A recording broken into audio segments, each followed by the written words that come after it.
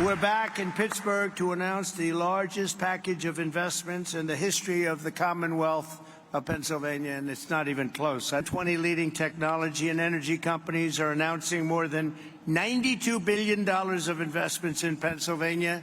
And if you want, we could probably get them up. Let's talk to them. This is a really triumphant day for the people of the Commonwealth and for the United States of America.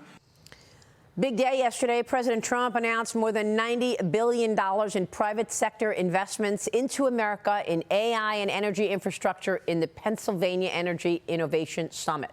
Joining me now is Pennsylvania Senator Dave McCormick, member of the Senate Banking, Housing and Urban Affairs Committee.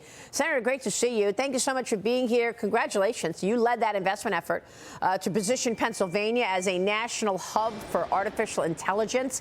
What was that like, seeing all those companies yesterday wanting to invest money into America through Pennsylvania for AI? Yeah, it was a great day, Maria. Thanks for having me. You know, President Trump and I had talked right after the election, and he had agreed to come to Pennsylvania to talk about really the energy revolution and the AI revolution, and the crossroads for the two is Pennsylvania. And the reason is we have abundant energy. We're the second largest energy producer in the United States, the fourth largest natural gas reserves in the world, an incredible skilled workforce, incredible technology. We had this at CMU, this a summit at Carnegie Mellon University, which is one of the leading AI producers. And so I asked the president to come, and the fact that he came was an opportunity to reinforce his policies and then what they're doing for America. We had 60 major CEOs, $90 billion of investments in data centers, in energy transmission, energy infrastructure, energy distribution, nuclear reactors. And then beyond that, we had 150 members of the media, so we could tell Pennsylvania's story.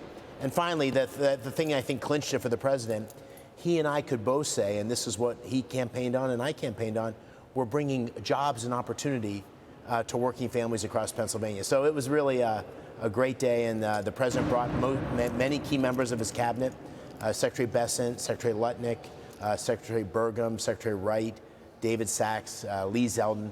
We really had the A-team, and it was a great day for Pennsylvania and America. I mean, you've got companies like Blackstone with a $25 billion investment, Brookfield, $3 billion, you know, Constellation Energy, CoreWeave, $6 billion, GE Vernova up to $100 million, Google, as well as Meta. It was very diversified in terms of how many companies wanted to invest in this as well. And you know, from an outsider looking in, it feels like we're at a moment in time right now where we're talking about a dot-com moment. We're talking about an iPhone moment, a moment when businesses are understanding that we need more compute power because AI is changing everything.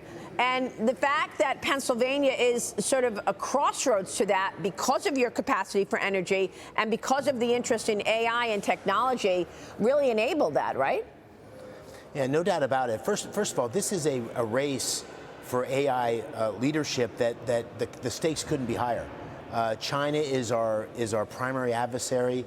If we don't really win this race, then we risk everything. We risk losing control of our infrastructure, our data, our American way of life. So the stakes couldn't be higher. America has to win, and Pennsylvania is really at the forefront of that battle because of those unique assets we have, and we don't have a lot of time.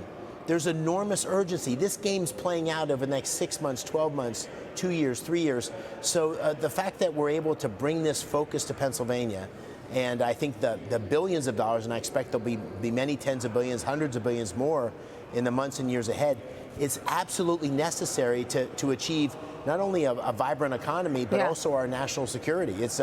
It's a very important moment. Well, it's a great point. And yesterday I spoke with the CEO of CoreWeave, and I asked him to assess this moment in time because I think some of your colleagues who were, you know, on the fence about the big, beautiful bill really missed the idea that we're talking about significant growth. And that's also going to help pay for some of this. Watch what the CEO of CoreWeave told me yesterday. Watch this.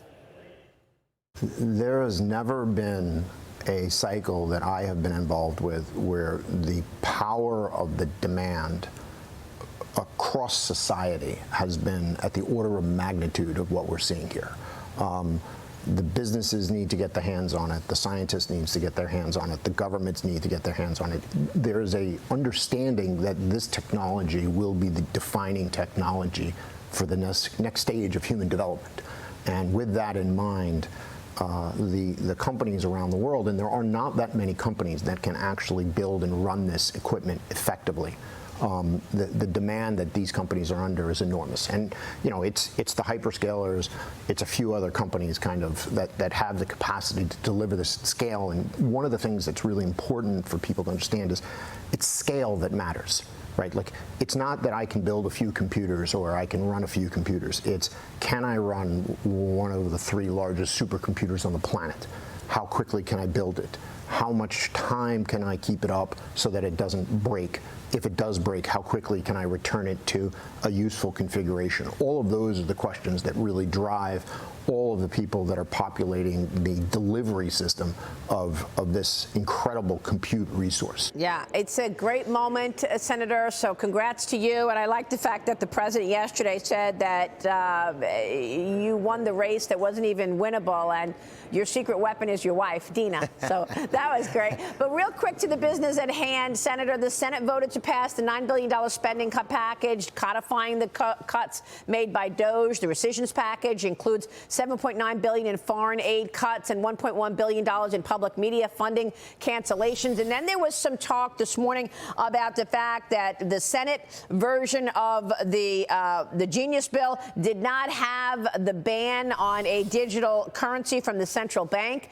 Can you walk us through real quick the business at hand in terms of the 3 bills that we're talking about with regard to digital assets, as well as that spending cut package of the rescissions?